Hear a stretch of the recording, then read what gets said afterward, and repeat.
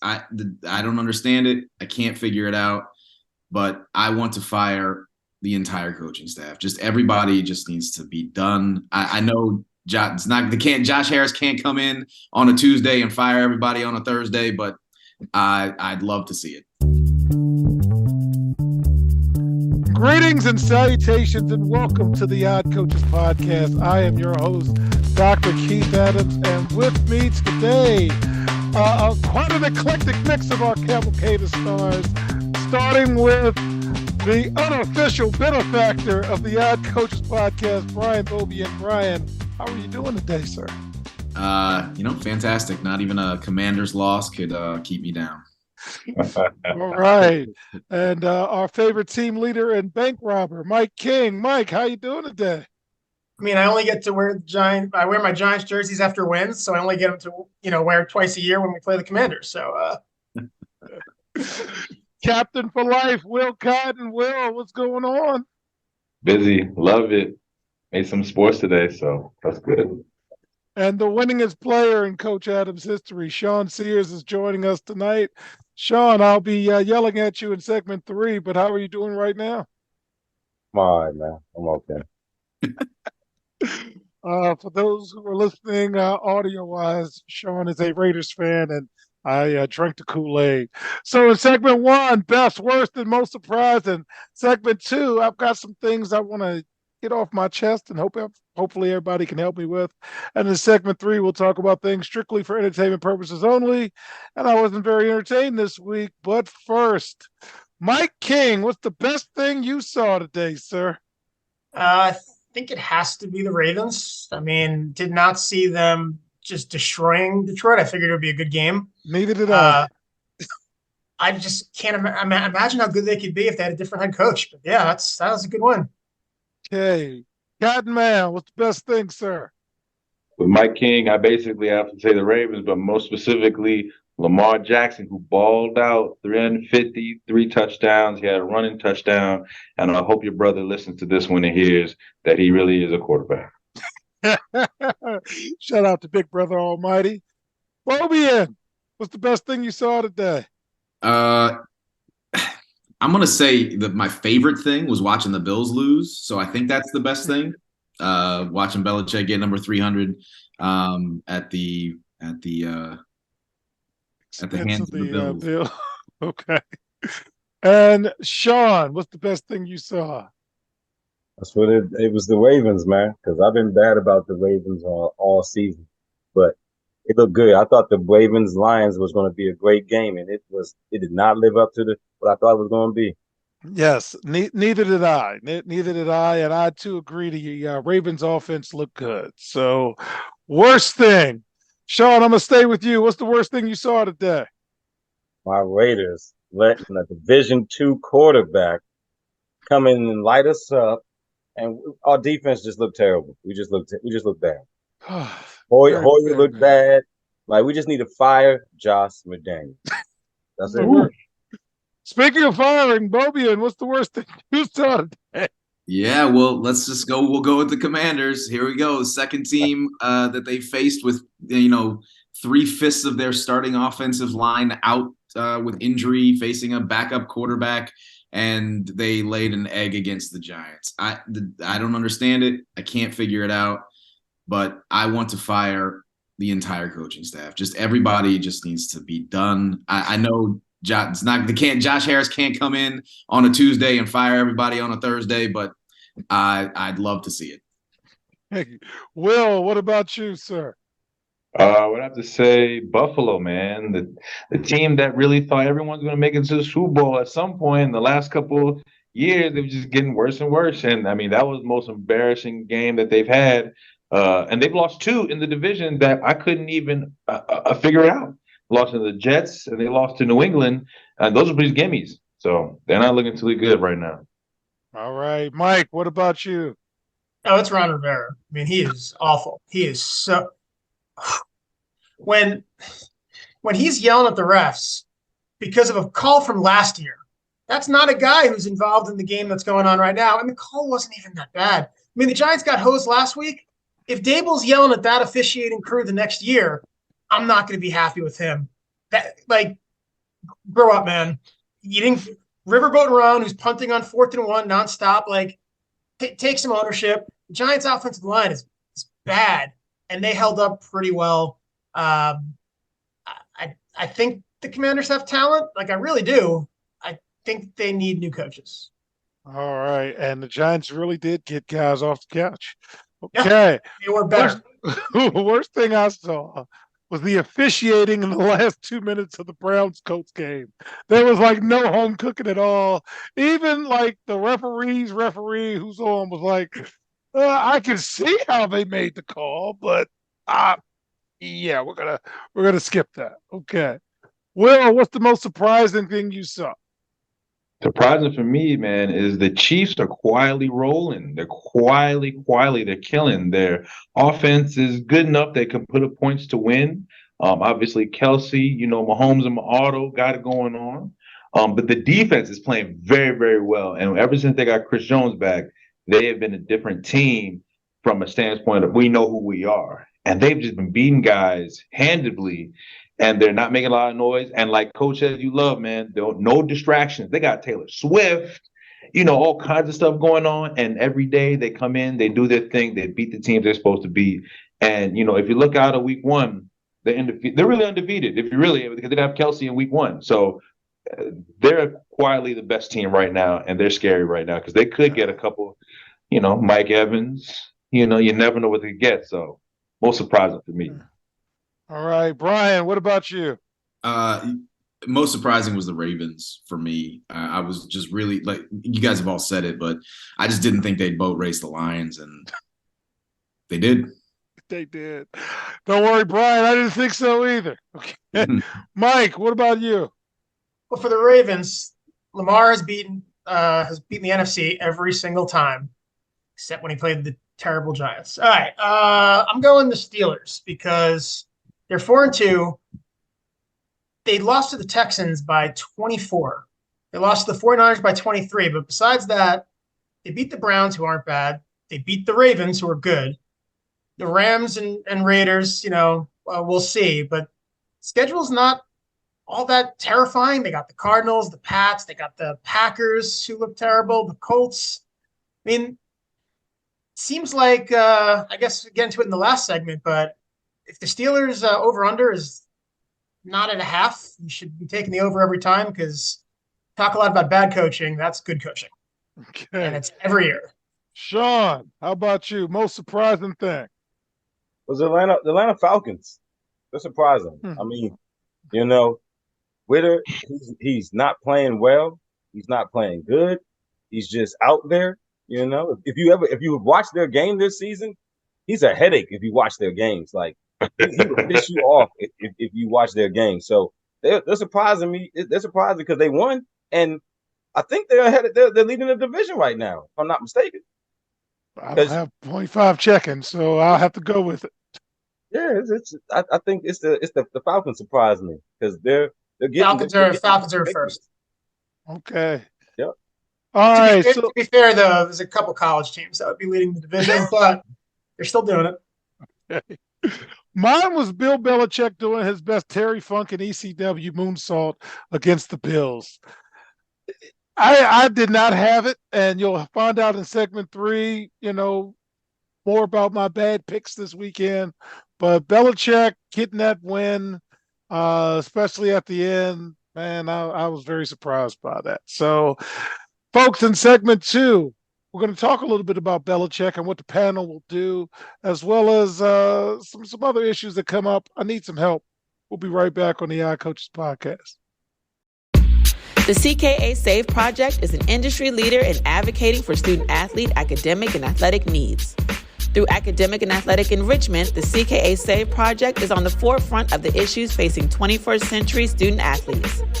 As student-athletes continue to struggle to find a better balance between academic and athletic success, the CKA SAVE Project offers academic and athletic services to support student-athlete academic success, including academic skills assessment, academic and athletic consulting, academic monitoring, academic and athletic workshops. For more information or to schedule a free consultation, contact Dr. Keith Adams by email at cka@ckasaveproject.org. Welcome back to the Eye Coaches Podcast in segment 2. Fans of the show will know that I always kind of believe that it rarely ends well. Bill Belichick is widely considered the greatest head coach in NFL history. And outside of today, quite frankly, they haven't had a very good season. And there's a school of thought that Robert Kraft will have no problem in firing Bill Belichick. He's got 6 Super Bowl wins, an NFL record 31 career playoff victories, over 330, total wins between organizations. But New England hasn't won a postseason matchup since 2018, and they're 25-26 since Brady's gone. And Brady did win a Super Bowl. So as Janet Jackson would say, what have you done for me lately? With another dated reference. We'll start with Will. Will, how are you handling the Belichick situation? It's very, very difficult. I mean, one, he's obviously a legend in the organization. But I think he's starting to shift his mentality. He's a coach that you can have if the team is ready to go. If you have Pro Bowlers, if you have guys ready to go, a little older, show up, go home, stuff like that. I don't think anymore he's not the coach that is going to bring guys up and teach guys things and be in that. But that's part of the balance of when he, held on to Brady for so long. That's part of it. I would hope that the best thing New England would do is they would retain him and make him like a front office consultant, whether the GM, maybe a little strong, but a consultant in some way or a player development kind of guy, and then bring in a young coach who can kind of grow with the organization. That's what I hope that now at the end of the day, we just fire you, But New England is a very classy organization, so I think they're going to do them right. However, whatever they decide to do with each other is going to be amicable, I think. All right, Sean, what about you, sir? What do you think about what New England should do with Belichick? Hey, man.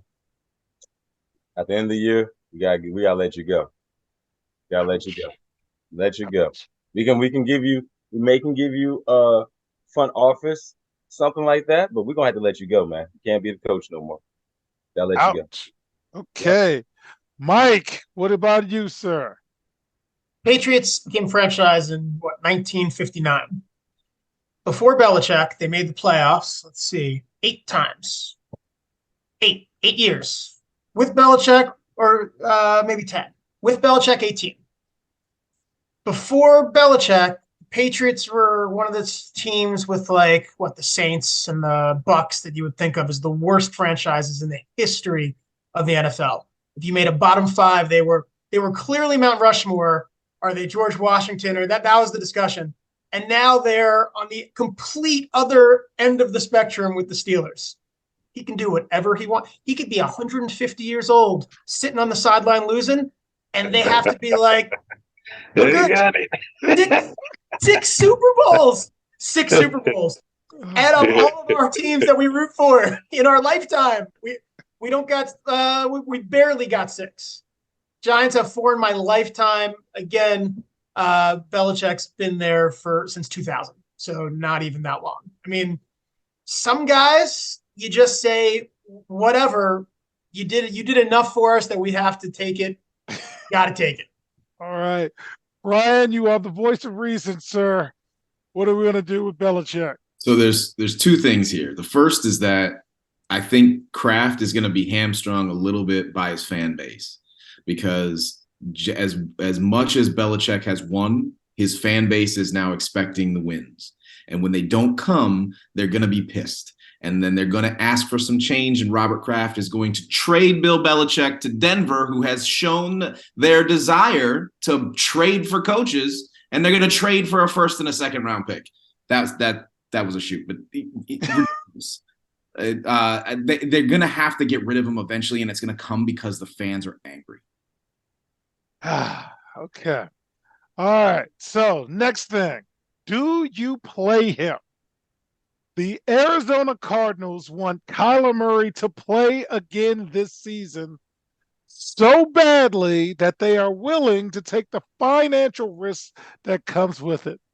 Murray returned to practice last week for the first time since suffering a torn ACL in December. He has a $29.9 million contract in 2025, salary compensation that becomes fully guaranteed in March if he can't pass a physical exam. The only way to ensure Murray will be healthy by March is to not play him. But the Cardinals want to play him. And the Cardinals are about to play the Browns, the Ravens, the 49ers, the Steelers, the Rams, and the Eagles. Sean, Murray signed a 5-year extension in 2022, and it keeps him under contract to 2028, which includes $160 million guaranteed. You're my point guard, sir. What are you going to do with Kyler Murray? I'm waiting. I'm not playing him.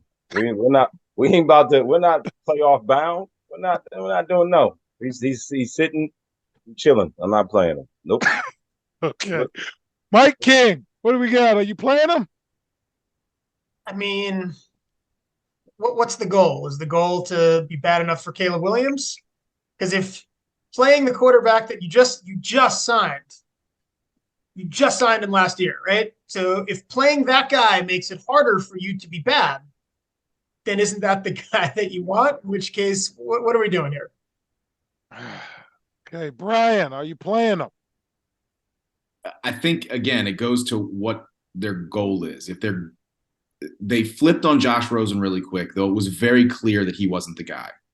Yes, they just signed Kyler to a huge extension, but if they also believe that whatever they saw last year post-extension gives them an indication that he's also not the guy, even though, I mean, this idea of sunk cost, the sunk cost fallacy, they may be getting out of their own way by saying, look, we're going to play him. We're going to see if he's actually got what it takes to be the guy that we think he was when we signed him to this long-term deal. And if not, we're going to be bad enough that we're going to be able to pick one of the top 2 quarterbacks coming out in the draft. And then we're just going to reset. I think it's a ridiculous move. I personally would have sat him for the year, get your knee right, do whatever you can do, load up on cheap weapons in the draft because you're going to be picking high with Josh Dobbs as your starting quarterback for the year. But that's just but I don't know what their front office thinks. All right, Will, you have the last word. Are we playing Kyler or not? I'm not, just like everybody else says. I'm not playing them. Let them tank, and then you have a great opportunity to have a draft, and you can either take Marvin Harrison Jr. or you can even get some more capital in terms of some offensive line that you need. You have you have pretty decent running backs. You know what I'm saying? The receivers aren't great, but they're all right. There are just a couple things that they have to do. I think by going back to let them play and risking that, I think it doesn't make sense. It doesn't make sense. It sounds like it's more of a business decision rather than like a football decision. And they have to have that balance. And I don't think they're having that real balance right now, which they're trying to talk he has to play. So. But at the end of the day, too, all they did was return him to the practice window. And if at the end of the practice window they go, you know what, not going to do it, then he's just out for the rest of the year. And it's not, I mean, there's nothing else is lost. So, but even look like the organization, for example, I'm not saying that should have been so. Oh yeah, I feel you. But I'm saying like, if that should have been tight-lipped, that should have been like G14 classified. You got to have turn your key, Nora, to turn that joint, because that is so bad that information would have came out for people to even the media to run with it. It's even exposing your plan that you're even if you're like you're messing around like, hey, it'd be crazy if Kyler played this week, just casually.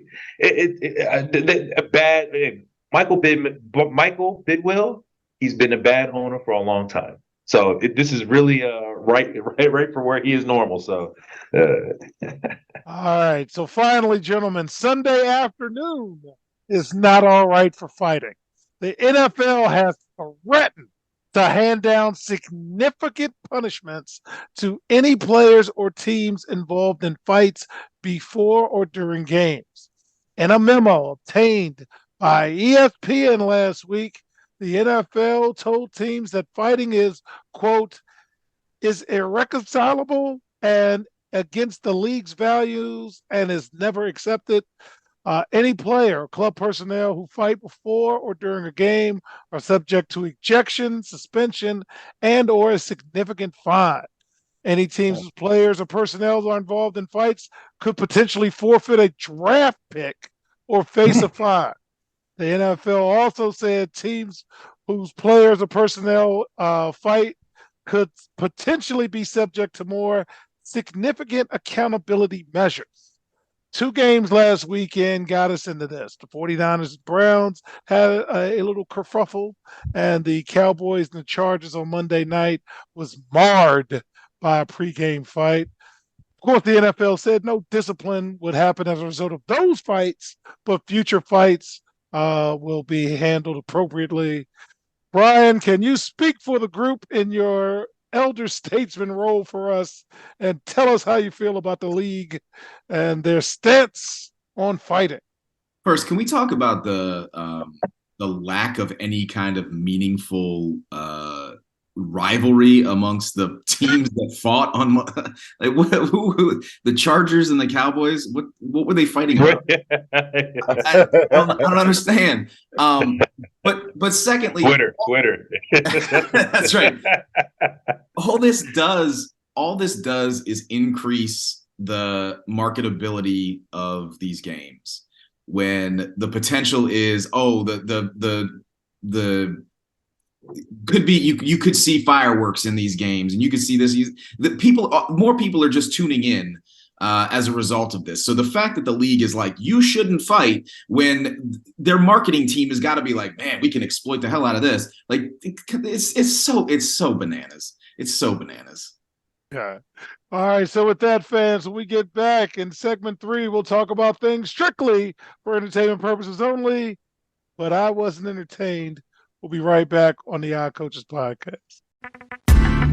The high school and college academic and athletic landscape is changing. The growing number of college transfers, as well as student athletes being able to profit off the use of their name, image, and likeness, has given student athletes the freedom and power to make life-changing decisions. That is why it is important for student athletes to be properly informed throughout the decision-making process. The difference between success and failure is often measured not by yards, but by inches, and even the most successful coaches and players use outside independent consultants to help improve their decision-making, which improves their results. That is what the CKA SAVE project would like to do for student athletes across the country, improve their academic and athletic results. Our academic and athletic consulting services assist student athletes with the college decision-making process. The CKA team of former high school and college coaches can provide student athletes an independent assessment of their academic and athletic skills to assist student athletes in their college decision-making process.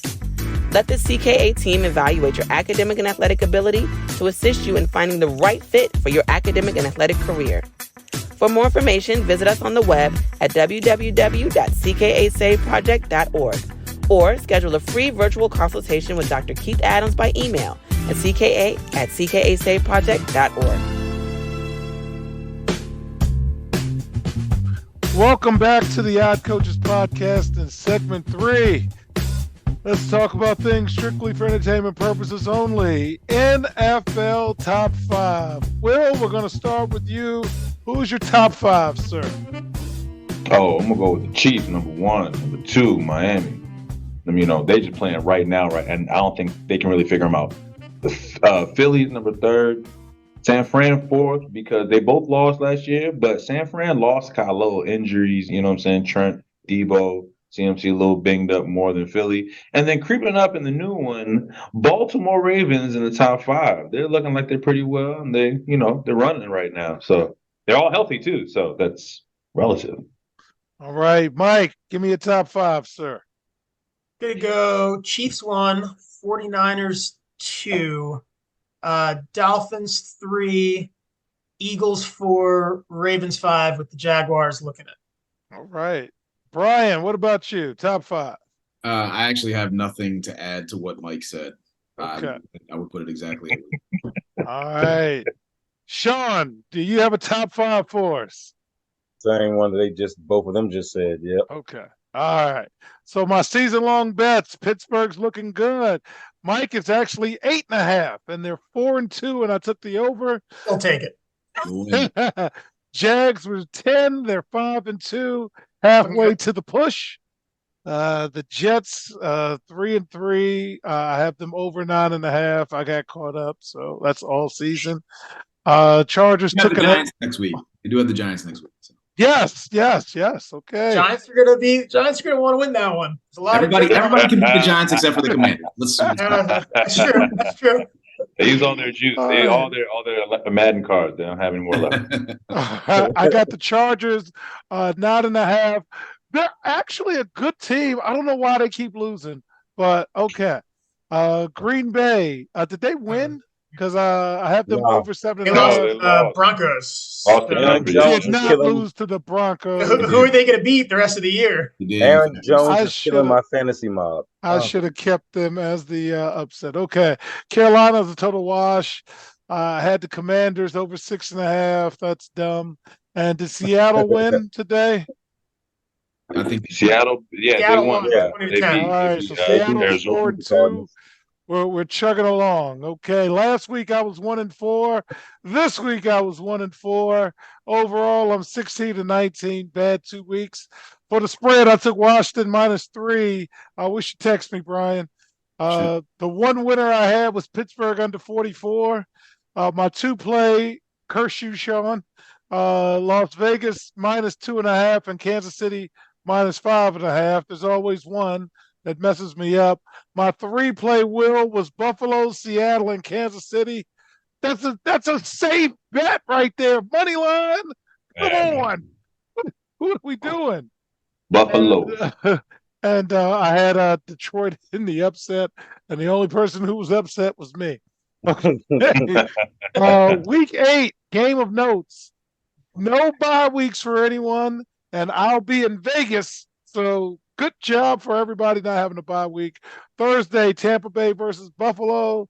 And then Sunday, games of note, Rams against Dallas, New England against Miami. Now, let's see if the line spread goes a little crazy because of the win. Jets and Giants. Jaguars at the Steelers. Eagles versus Commanders. That's always a wash there. Okay. Browns versus Seahawks. Kansas City, Denver, and Cincinnati, San Francisco.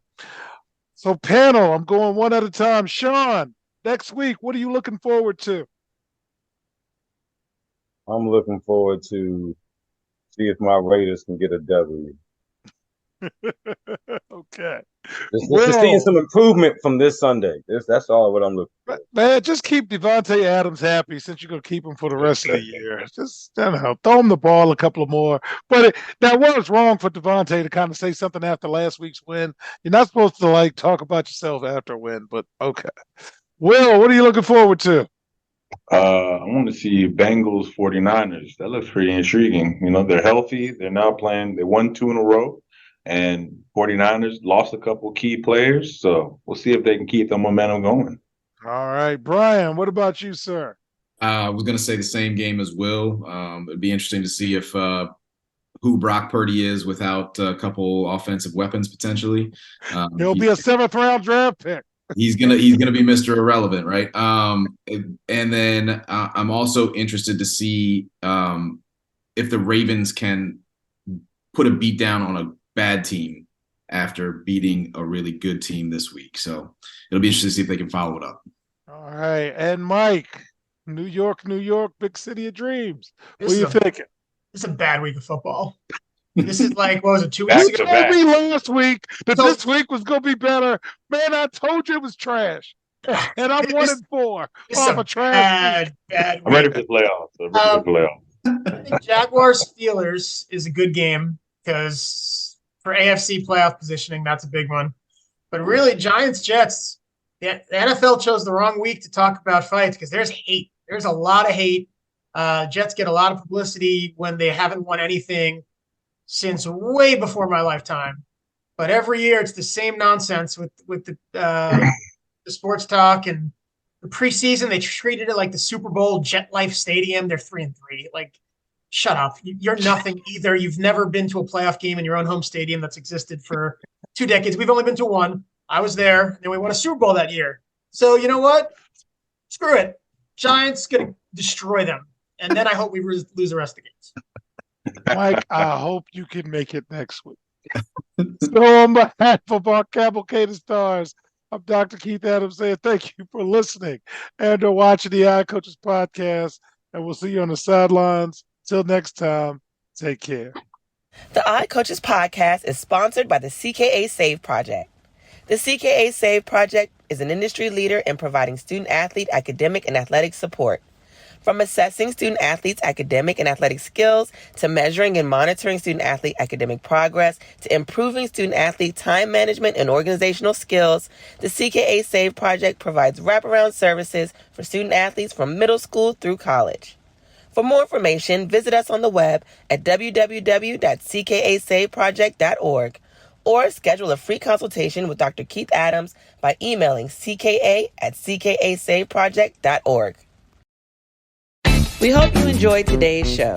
The Odd Coaches podcast drops new episodes every Tuesday through Friday on most weeks. Make sure you subscribe to the Odd Coaches podcast on Apple Music, iHeartRadio, Podbean, Spotify, and YouTube. Follow the Odd Coaches podcast on Twitter and Instagram at Odd Coaches. Follow Dr. Adams on Twitter and Instagram at CKA Save Project. In addition, follow Coach Mike Francis on Twitter and Instagram at Coach Franchise, spelled Coach Franchize.